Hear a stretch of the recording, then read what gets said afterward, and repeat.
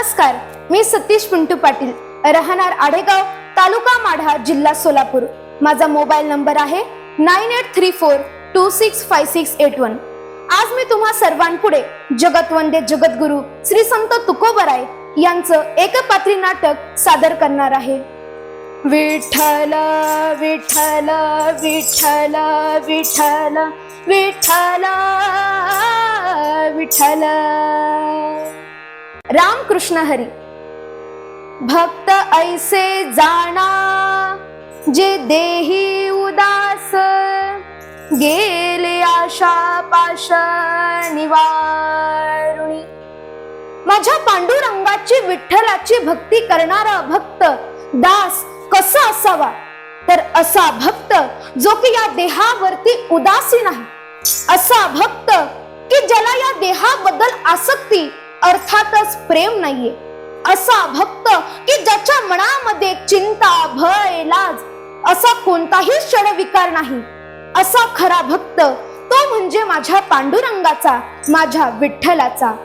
विषय तो त्यांचा झाला नारायण, नावडे जनधन माता पिता. पण असा जो भक्त आहे त्याचा आवडता विषय तरी कोणता? तर तो म्हणजे विषय तो त्यांचा झाला नारायण. असा भक्त प्रत्येक क्षणाला नारायण नारायण असं भगवंताचं नाव घेत असतो आणि त्याला जन धन माता पिता अजिबात आवडत नाही. पण तुम्ही म्हणाल की माता पिता कस का आवडणार नाही? त्यांनी तर जन्म दिला आहे. पण जे माता पिता पांडुरंगाची भक्ती करण्यामध्ये आडवे येतात, असे माता पिता सुद्धा त्या भक्ताला आवडत नाही. पण असा भक्त जर संकटामध्ये सापडला आणि जर त्याला जनधन आवडत नसेल, तर त्या संकटाचं निवारण कोण करणार? त्याला आसरा कोण देणार? तर निर्वाणी गोविंद असे मागे पुढे, काहीच साकडे पडो निधी.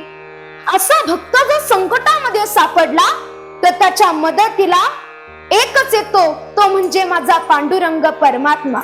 तुका म्हणे सत्य कर्मा भावे साह्य, घातली या भय नरका जाणे. तुम्हा सर्व माय बापांच्या चरणी एवढीच माझी विनंती की चांगले कर्म करा.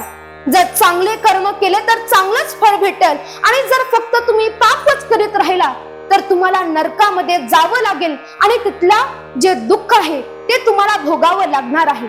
कर्म करा पण त्या फळाची अपेक्षा करू नका.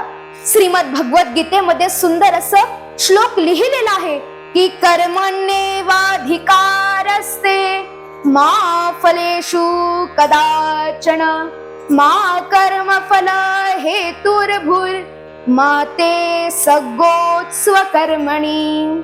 त्यामुळं फळाची अपेक्षा न करता आपलं कर्म करा आणि आपलं संपूर्ण जीवन या पांडुरंगाच्या चरणावरती व्यतीत करा आणि प्रत्येक क्षणाला आपल्या मुखातून विठ्ठलाचं, पांडुरंगाचं नामस्मरण घेत चला.